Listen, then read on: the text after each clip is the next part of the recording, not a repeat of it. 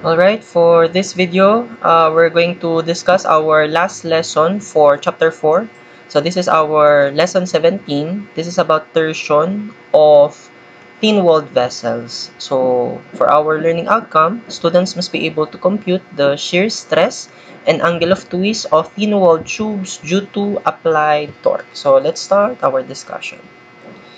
So although torsion of non-circular shaft requires advanced methods of analysis, fairly simple approximate formulas are available for thin-walled tubes. So such members are common in construction where lightweight is of paramount importance, such as automobiles and airplanes. So sa mga automobiles nga no and airplanes, no, since ang kailangan dito ng mga shaft ay lightweight. So ano yung shaft na commonly ginagamit?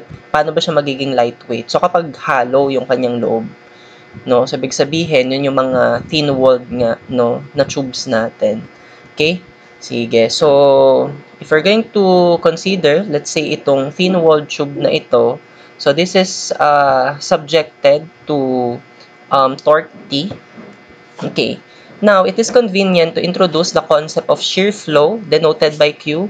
So, ang shear flow, this is defined as the shear force per unit edge length of the middle surface. So, yung middle surface na tinutukoy ay ito, yung naka-broken line. So, yan ay kumbaga center line nung, kumbaga thickness, okay, nung tube natin. So, yung shear flow natin, this can actually be calculated using this formula. So, yung shear flow Q natin equal siya sa ito ay shear stress times thickness. Okay, so take note of this also na this important result states that the product of the average shear stress times the thickness of the tube or shear flow is the same at each point on the tube's cross-sectional area. So ito pa lang ano dito ha, shear stress dito, this is average shear stress. Okay? And then yung T dito, ito yung thickness, okay, nung tube. So ito daw shear flow na ito, take note na siya ay same at each point, no, on the tube's cross-sectional area. So kahit saang point, no, doon sa cross-sectional area ng tube, okay, same yung value ni shear flow. Okay, so since Q is constant over the cross-section, the largest average shear stress must occur where the tube's thickness is the smallest. So take note of this, no? So kung ibabase mo kasi, no, dun nga sa formula, no, let's say kung i-compute mo yung average shear stress, okay, di ba siya ay galing dito sa formula na to, no? So it will just be the shear flow. Okay, sorry. So, it will just be the shear flow over the thickness. Ngayon, kung yung thickness ay malaki, no, ang mangyayari dito sa shear stress, liliit. Kasi nasa denominator yung thickness. So, ibig sabihin, yung magiging largest na average shear stress, mangyayari siya kapag yung thickness is maliit. Okay, yun yung sinasabi dito, no? Alright. Now, for computing the average shear stress para sa mga thin-walled tubes natin, so ito yung formula, no, na meron tayo. So, this is average shear stress equal to T over 2, ito ay lowercase t times A sub m. No, wherein yung, of course, yung tau ave, so yan yung average shear stress. This is acting over a particular thickness of the tube. And then yung T naman dyan, yan yung internal resultant torque, no? Or resultant internal torque at the cross-section or internal torsional moment. Okay? And then yung T naman na maliit, yan naman yung thickness ng tube where the average shear stress is to be determined. And then yung A sub M, take note na yung A sub M, yan yung area enclosed, no, by the center line of the tube's thickness. So itong naka-broken line na ito, di ba, ito yung kanyang center line or median line. Okay? So, yung area enclosed by it, okay, yun yung A sub M. Okay? So, yan yun. Yung naka-shade dito sa drawing. Okay? Sige. So, since Q is equal to average shear stress times thickness, then the shear flow throughout the cross-section becomes, ito, So, ang shear flow, no, throughout the cross-section, it's just T over 2 times A sub M. So, yun nga, galing dun sa formula for average shear stress yan, na let's say yun nga, Q is equal to, kung papalitan mo yung average shear stress natin ng T over 2T A sub M, and then, ang mangyari, multiplied by T, ang mangyari, yung T makakancel lang. Kaya ito yung kakalabasan, no, ng ating shear flow. Alright. Now, dito sa torsion ng thin wall tubes, meron din tayong angle of twist. No? So, paano yung angle of twist natin? So, ito yung formula natin. So, ito ay theta is equal to TL over 4 times A sub M square times G. Tapos ito multiplied by the linear integral of ds over T. Okay, so ano ba yung mga laman niya na yan? So, again, yung T dyan, yan yung internal torque or internal torsional moment. Okay, dun sa cross-section. And then yung L, yan yung length ng thin wall tube. Yung A sub M, yun pa din yan. Yung katulad lang din dun sa average shear stress natin. Yan yung area enclosed by the center line ng tube's thickness. And then yung G naman, yan yung shear modulus or modulus of rigidity. Ngayon, ano naman itong line integral ng ds over T? Okay, this is read as line integral ha, yung symbol na yan. Okay, so yan yung summation, okay, nung length, okay, nung median line in the mean area over the corresponding thickness. No, so dun sa mga example natin mamaya, no, makikita mo no kung paano kino-compute ito. Again, yan ay length lang nung median line or center line over the corresponding thickness. Ganun lang siya kasimple. All right. So, let's start solving sample problem for this topic, no? So, let's start with sample problem number 1.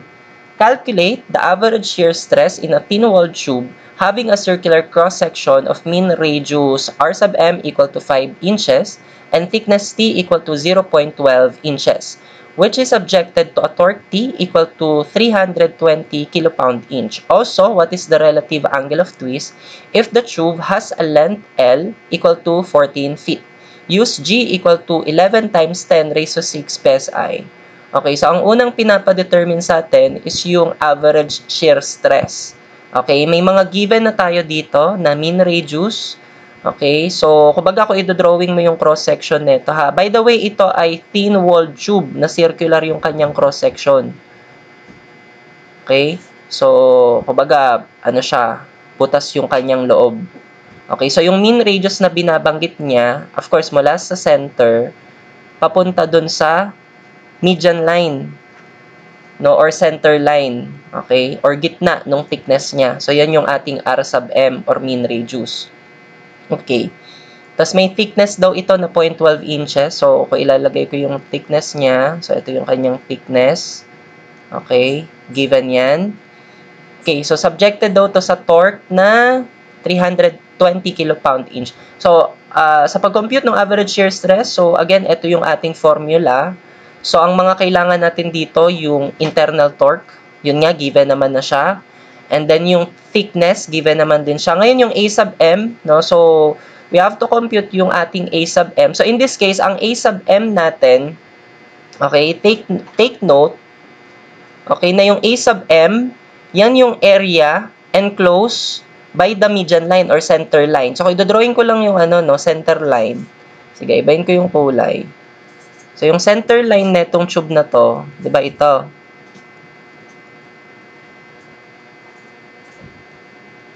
No, so, yung area enclosed by it, no, i-shade ko yung buo na yan. Okay, yan yung hinahanap natin na A sub M. Okay, so, paano yung area niyan? Di ba, area lang naman yan ng bilog. Ano ba ang area ng bilog? Pi r square. Pero yung radius natin dyan is yung mean radius. So, that will become pi r sub m square. So, wherein yung r sub m nga natin, given naman na yan ay 5 inches square. So, this is just 5 square, 25 times pi, ano na lang, let's just say 25 pi, okay, inches square. So, yan yung ating A sub m. Okay, so mula dito, pwede mo nang maibigay right away yung average shear stress natin. So, again, yung T natin, yan yung ating internal torque, which is mag-i-equal lang din yan dun sa given na applied torque. So, 320 kPa-inch. Okay, next. Yung ating, yan pala yung nasa ibabaw. Okay, yan lang pala yun. Okay, tas yung nasa ilalim 2 times yung thickness. Ang thickness ay 0.12 inch. Okay? Tas yung A sub m natin, yan ay 25 pi. Okay, inches square. Ayan na, mula dito, we can input this in our calculator. Okay, so this is 320 over 2 times 0.12 times 25 pi. So, ang ating average shear stress ay 16.97653.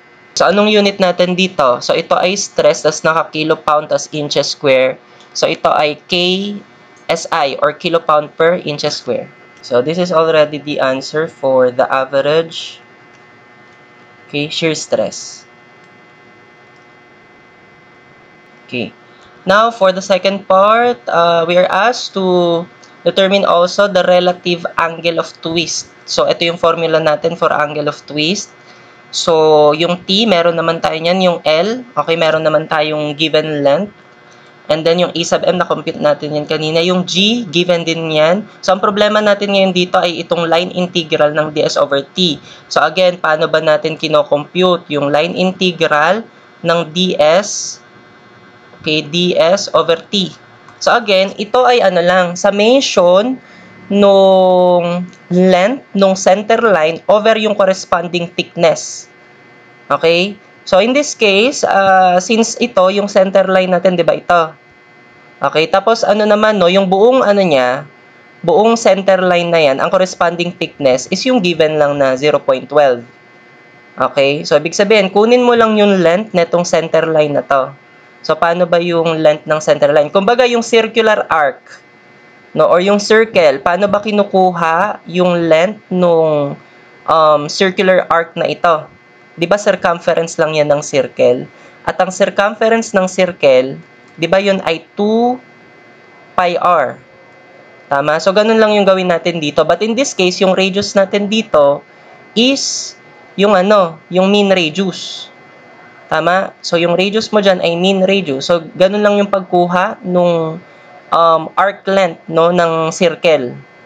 So, yun yung magiging length ng center line natin. And then, yung corresponding thickness niya naman ay 0.12. So, yung ating line integral ng ds over t, again, it will just be yung length, okay, nung ating center line, which is just 2 pi. Tapos, yung kanyang mean radius ay 5 inches. Okay, divided by yung corresponding thickness na 0.12 inches. So, maka-cancel lang yung inches dito. So, basically, ito ay, ano, no, dimensionless. Okay, so, pwede natin tong isulat, no, dun sa ating formula na mismo, diretso natin na yan ngayon. So, ang ating angle of twist, again, TL. Ang T ay 320 kilopound inch. Okay, yung G kasi natin, ang given PSI. So, gawin ko tong, ano, no, gawin ko tong pound, yung ating kilopound. So, i-multiply ko ito ng 1,000. Okay. Tapos, yung ating length, ang given length natin ay 14 feet. Okay. So, multiply ko to ng 12 para maging inches. Divided by, okay, yung ating nasa denominator 4. Yung A sub M natin, same pa din yan, na 25 pi inches square. Okay. Hindi pala. Tama. Inches square. Pero take note, naka-square pa siya dito sa labas, yung A sub M. So, naka-square pa siya dito.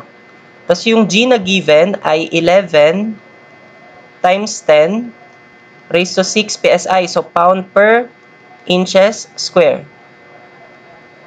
Okay. Ngayon, ito na. Yung line integral ng ds over t. So, sinulat na natin siya dito.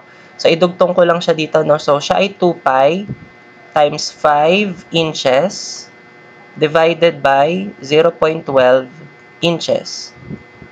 Ayan na. So, pwede natin tong ipindot sa calculator. So, ito ay 320 times 10 raised to 3 na lang times 14 times 12 divided by 4 times, take note yan ay 25 pi.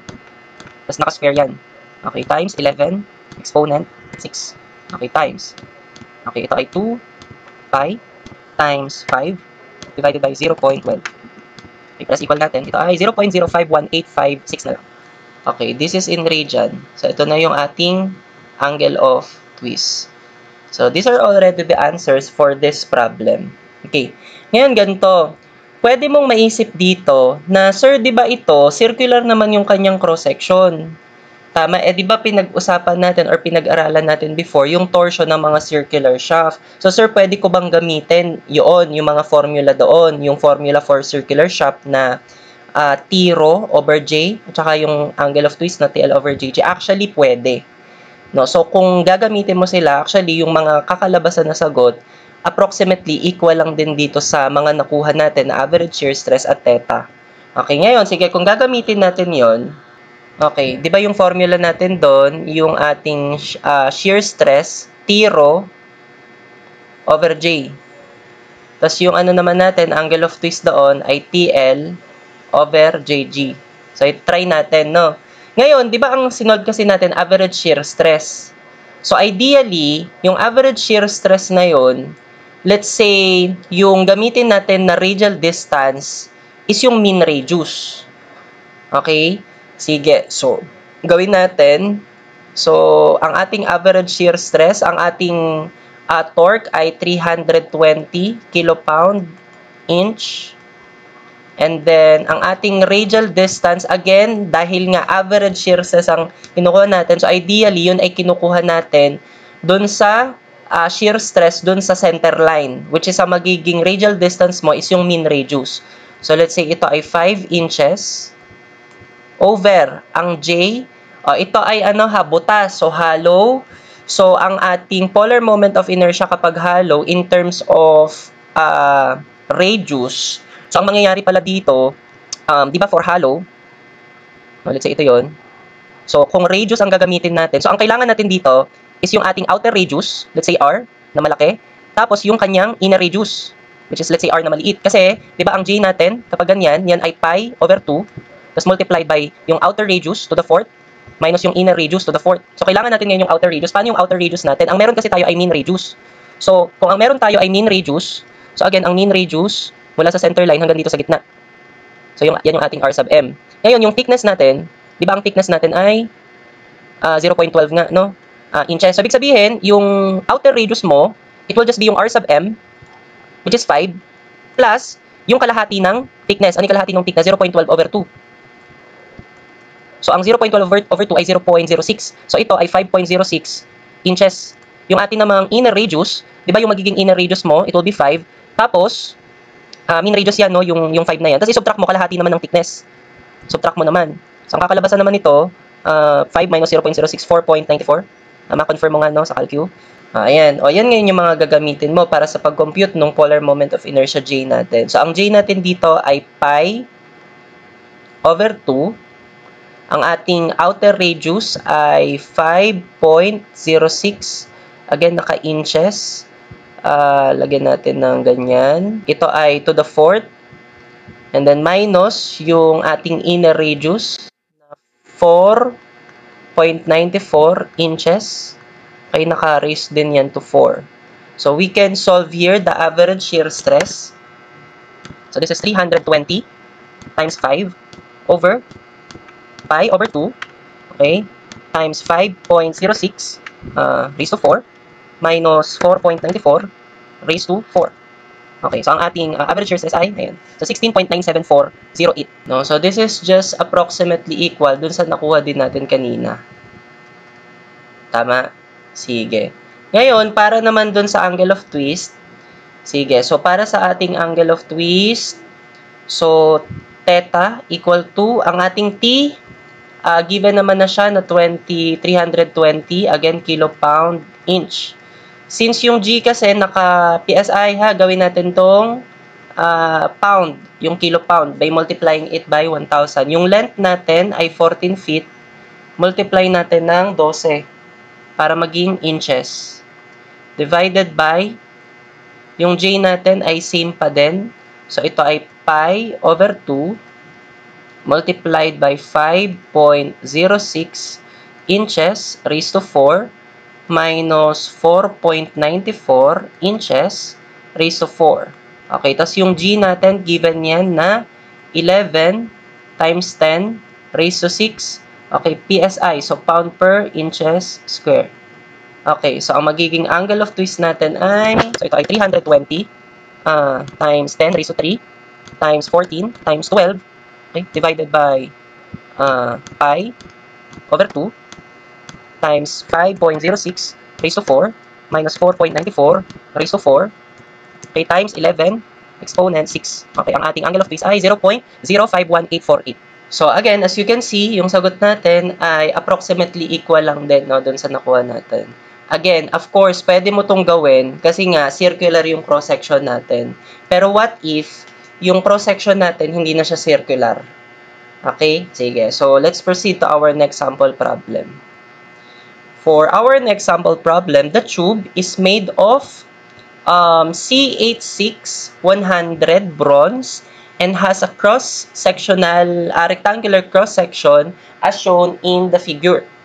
So if it is subjected to the two torques, determine the average shear stress in the tube at points A and B. Also, what is the angle of twist of end C? The tube is fixed at E. Use G equal to 38 gigapascal. So ito yung ating bronze na tube. Okay? So ang kanyang cross-section ay rectangular. Okay, tas yun nga, butas yung kanyang loob, ha. So, magkaiba din yung thickness niya dun sa sides. Yung thickness niya sa sides ay 5 mm. And then, ang thickness niya naman dun sa top and bottom ay 3 mm. Sige. So, subjected daw itong tube na ito sa dalawang torques. So, ito yung dalawang torques. Meron tayong 60 Nm, no, na directed this way. And then, meron din tayong 25 Nm na directed this way. So, dahil dalawang torques ito, no, so ang mangyayari, mahati sa, let's say, dalawang segment, no, itong ating tube. No, itong segment CD, tsaka itong segment DE. So, magkaiba yung magiging torsion, no, dun sa dalawang segments na iyon. Okay. So, anong pinapagawa nga sa atin? So, yung average shear stress daw dun sa tube at points A and B. Nasaan ba si points A and B? Si point A ay ito. So, nandito siya actually sa side ni tube. Okay? Yung point B naman, nandito siya sa taas ni tube. No? So, kumbaga dito ha, makaka-apekto dito yung kung nasan yung point A at point B na yan. Kasi nga, kino-consider natin dito yung thickness, no, magkaiba nga ang thickness sa side at saka dun sa top, no. So magkaiba yung magiging nila, shear stress nila, no. So ang mangyayari, sige, so para ma-compute natin yung average shear stress sa point A and B, so kakailanganin natin yung again yung formula na ito. So kailangan natin kunin yung kanilang internal torque. So para makuha natin yung internal torque, so mag-cut tayo dito. So, kapag nag-cut tayo dito, yung makukuha natin internal torque dito, yun yung internal torque both for A tsaka kay B. Sige. So, paano natin makukuha yung internal torque dyan?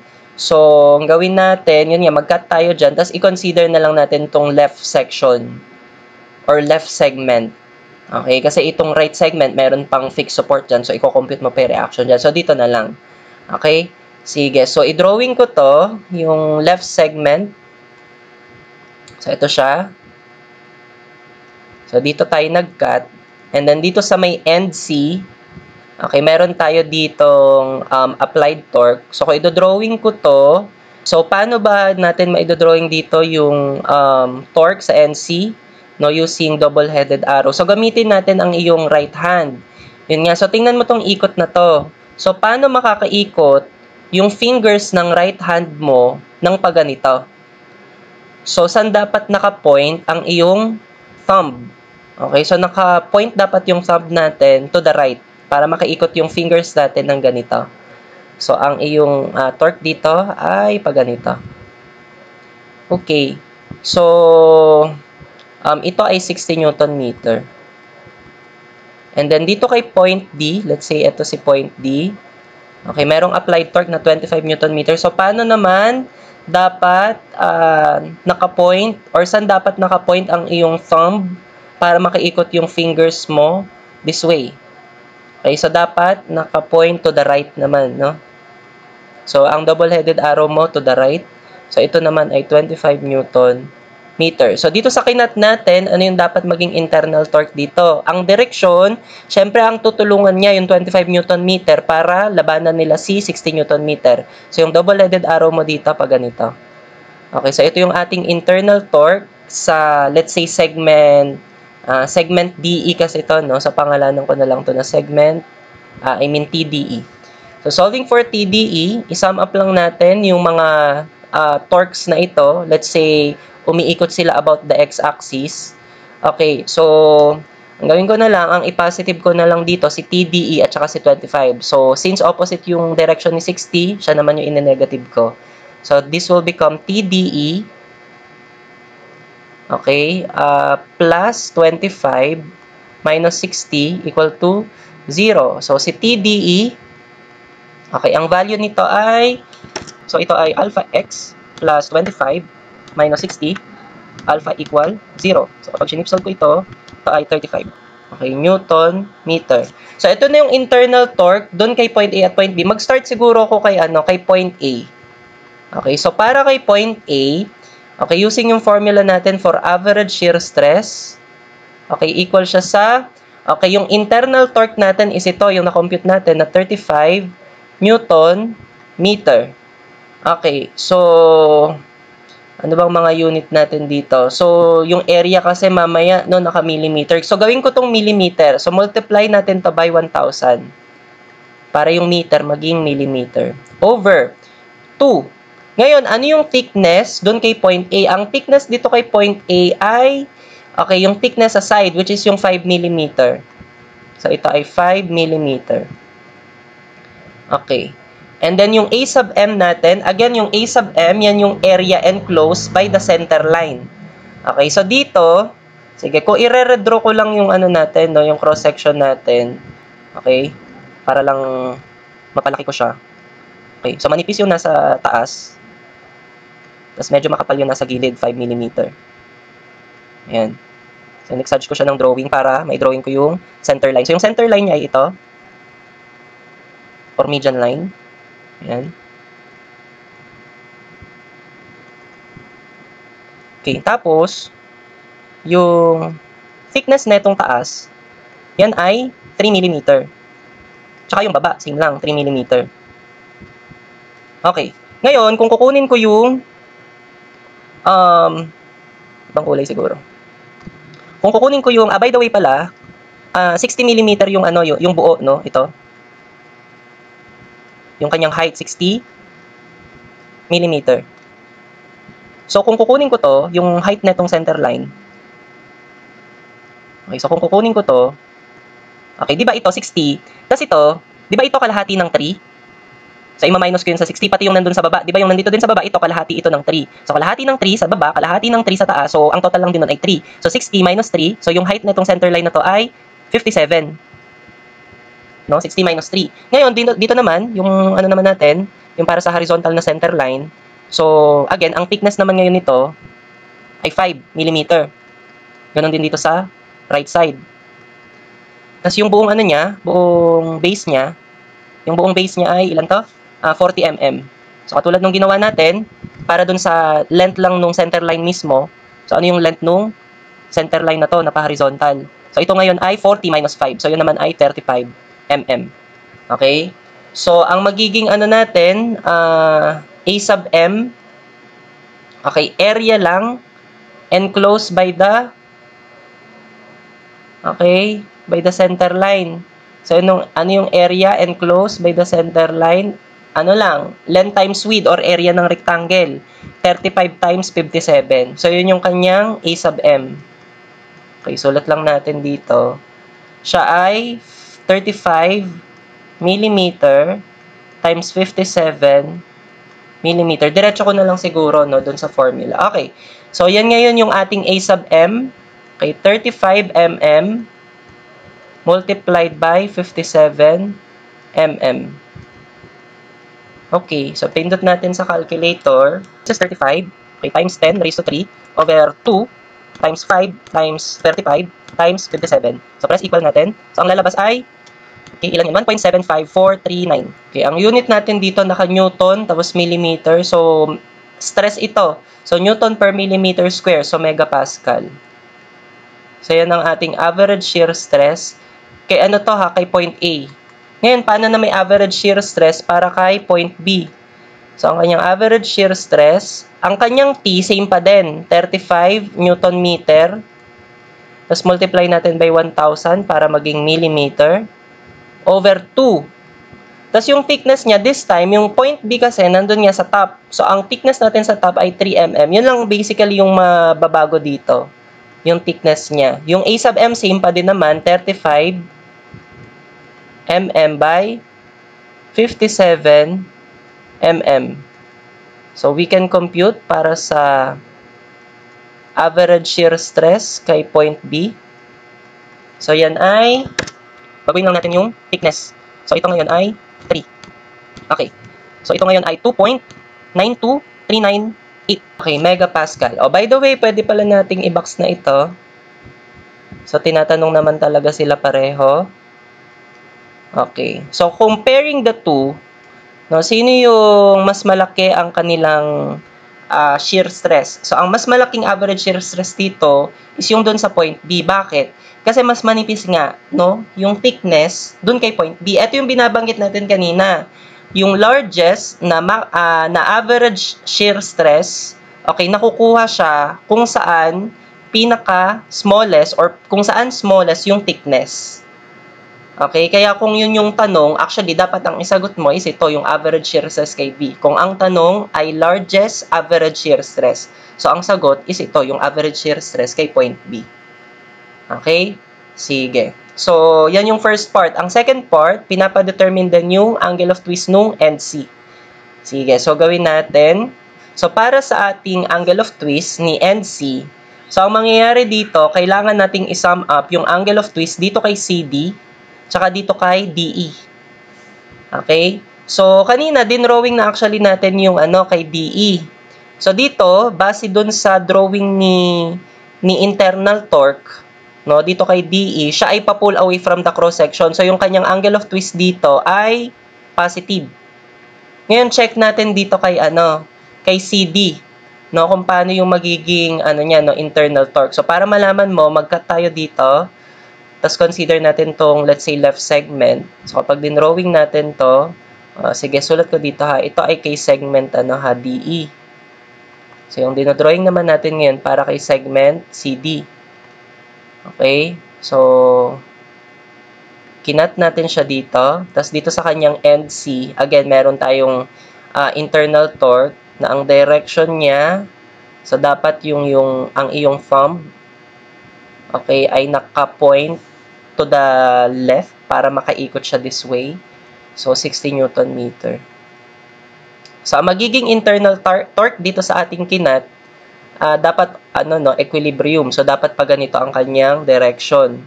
So, ito ay TCD. Which in this case, yun nga, dahil pa-pull away din yung internal torque niya, ang kanyang angle of twist ay positive din. Okay, so sa madaling sabi, para doon sa angle of twist, doon kay NC, it will just be yung angle of twist kay CD, which is positive, tapos yung angle of twist kay DE, which is positive din. So, positive theta DE. Okay. So, unahin natin kay CD. So, this is just, ito, gamitin mo lang to. Okay. Siguro, isolve ko na muna yung line integral ng ds over t. So, balik ako dito. So, para sa line integral, okay, ni ds over t, mag-refer tayo dito sa ating drawing. Okay? Sige. So, again, ano daw itong line integral ng ds over t? Ito ay summation ng length ng median line or center line over the corresponding thickness. So, dito kasi magkaiba yung thickness. No? So, i-determine mo muna yung length ng center line para dun sa thickness, let's say na, dun muna tayo kay 3 mm. Diba? Ito yung 3 mm. So, yung kanyang center line para sa thickness na 3 mm ay ito.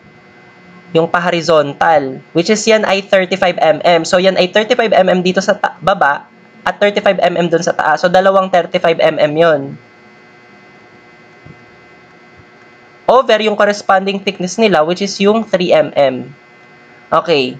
Plus, Okay, para naman dun sa 5 mm na thickness, ano yung kanyang corresponding center line? Ang center line dun sa 5 mm thick, ang length ay yung 57 mm. So, 57 mm dito sa kaliwa, 57 mm dito sa kanan. So, dalawa na 57 mm. So, ano yung corresponding thickness nila doon? So, 5 mm. So, ito yung kanilang line integral ni ds over t. So, ito din yung gagamitin natin mismo sa pag-compute nga ng angle of twist. So, sulat natin sila dito. So, again, yung TL muna. TL, ano yung T natin? Ang T natin for CD, ang internal torque, ay, obviously, para dito, di ba 60 Newton meter din to? Para maging equilibrium siya, 60 Newton meter. Okay, yung meter na yan, gawin nating millimeter. So, multiply mo ng 1,000. Okay, yung length naman ni CD, ang length ni segment CD ay 0.5 meters. So, gawin mo siyang millimeter, 500 millimeter. Okay, over 4. Okay, yung A sub M natin, yung A sub M lang din natin kanina, which is 35 by 57. So, 35 mm times 57 mm. Okay, take note, yung A sub M natin naka-square. So, i-quantity mo to. Okay, tas naka-square. Over G. Ang G natin, given siya na 38 gigapascal. So, gawin mo siyang megapascal. 38,000 megapascal. So, that will become Newton per millimeter square. Okay. So, i-multiply mo pa dito yung line integral ni ds over t. Actually, yung line integral ni ds over t para kay CD at DE, same lang naman. No? So, sa madaling sabi, i-factor out na lang natin siguro yun, no? Para isang sulatan na lang.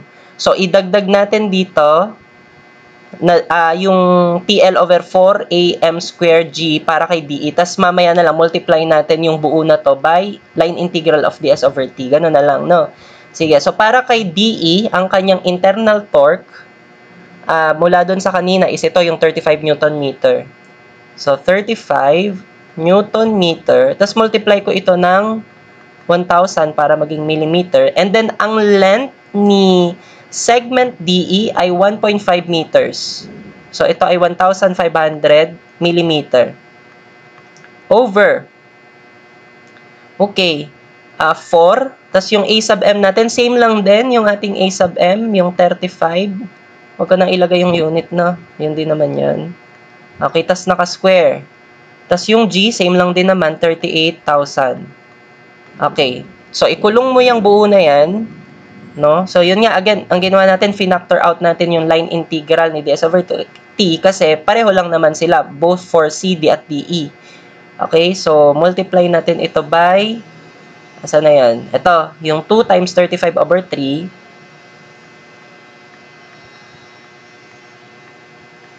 plus 2 times 57 mm over 5. Ito yan, ha? Sige. Pindot natin ito ngayon sa calculator para makompute ang ating angle of twist kay end C. So, 60 times 1,000. So, times 10 raised to 3 na lang. Times 500 over 4 times 35 times, oops, nakakulong yan. 35 times 57. Okay, tas naka-square yan.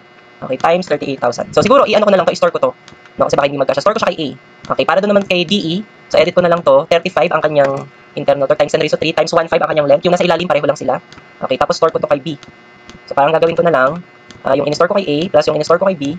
Kasi multiply ko ngayon yung line integral ni ds over t, which is 2 times 35 over 3 plus, okay, 2 times 57 over 5. Okay, press equal natin. Okay, ito yung lalabas sa sagot. 6.29129 times 10 raised to negative 3. Okay, this is in radian. So, ito na yung sagot para dito. Now, paano kapag ganito yung cross-section? Okay, so as you can see, ito ay trapezoid. So, ang mga magiging problema mo dito, di ba, yung A sub M, tsaka ito, yung line integral ni ds over t. Okay, so, pakita ko sa'yo kung paano yung mangyaring A sub M at line integral ni ds over t dito. So, para dun sa kanyang A sub M, di ba, again, yan ay area enclosed by the center line. So, halimbawa, ito yung center line. Now, actually, yung mga dimensions natin dito, dun siya sinukat sa center line. As you can see, yung 6 inches na yan, No? Sinukat na siya dyan sa center line. Okay? Ito din, 4 inches. Center line yan sinukat. Okay, so paano yung magiging area enclosed by this center line? So yung magiging area enclosed by it, di ba, ano lang yan, area ng trapezoid. So as you know, ang area ng trapezoid, no, halimbawa meron kang trapezoid, okay? So kumbaga halimbawa ito ay height 1, tapos ito height 2, tapos ito yung kanyang base. So para lang din siyang ano, yung sa triangle na 1/2 base times height, but in this case, yung height niya, since magkaiba, so height 1 plus height 2. Okay, it's just the same here. Pero in this case, let's say, ang iba dito sa kanila is yung base. No? Since yung 4 inches at 6 inches, yan yung magkaiba na dimensions, yan ay magiging 1/2, yung base niya yung magkaiba, so B1 plus B2, times yung height. So, ganyan yung magiging formula in this case. So, ang magiging ano natin dito, A sub m ay 1/2. Yung base 1 niya ay 4 inches, plus yung kanyang base 2 is 6 inches, plus multiplied lang by 5. O, yan na yung kanyang A sub m. Kung ano naman yung sagot dyan. Okay? Ngayon, paano naman yung line integral ni ds over t? So, para sa line integral, okay, ni ds over t, again, ito ay ano lang, length ng center line over yung corresponding thickness. So, para halimbawa dito kay 6 inches, di ba 6 inches na yan yung center line na to? Ito din, yung 4 inches. 4 inches na talaga yan. So, ibig sabihin, pag samahin mo yan, 6 plus 4, okay, actually pare-pareho lang naman sila lahat ng thickness. So ang gawin mo, i-sum up mo na lang lahat ng length ng center line. Ang problema mo dito is ito yung length ng naka-incline. So paano yung magiging length netong dalawang naka-incline? Okay, so kaya naman yan, ma-determine, no? Pwede mong i-consider, let's say, di ba, yung height ng center line na ito, yun nga, yung given na 5 inches. Tapos ito, may triangle kasi na ma-form dyan, no? Ano to ngayon? Yung side na to. Di ba, 6 inches yung taas, 4 inches yung baba. So 6 minus 4, 2. Ano to, no? Dalawa, no? Meron dito sa kabila, tapos meron dito. So ibig sabihin, yung 2, divide mo pa by 2, so 1 inch ito.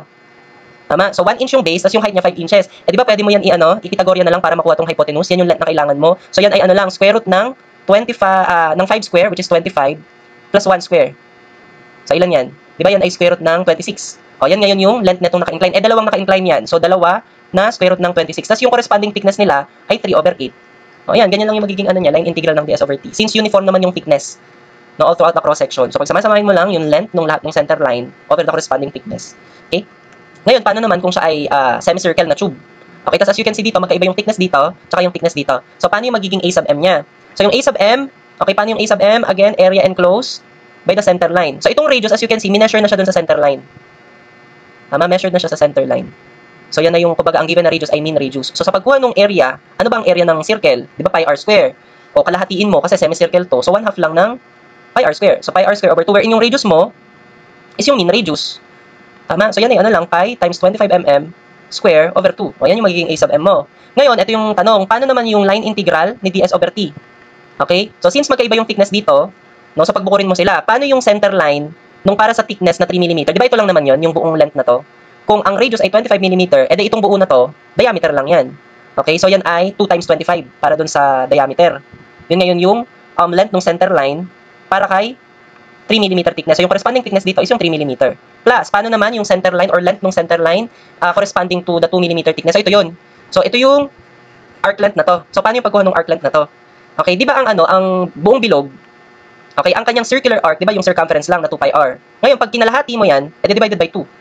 No, kung kalahati lang yung kailangan mo. So, ang magiging arc length dyan ay pi r. So, yan ay pi, tas yung radius na 25 mm. Mean radius yan, no? Tapos over yung corresponding thickness na 2 mm. So, ganun lang yung pagkuha niyan, ng line integral ni ds over t. So, that's it.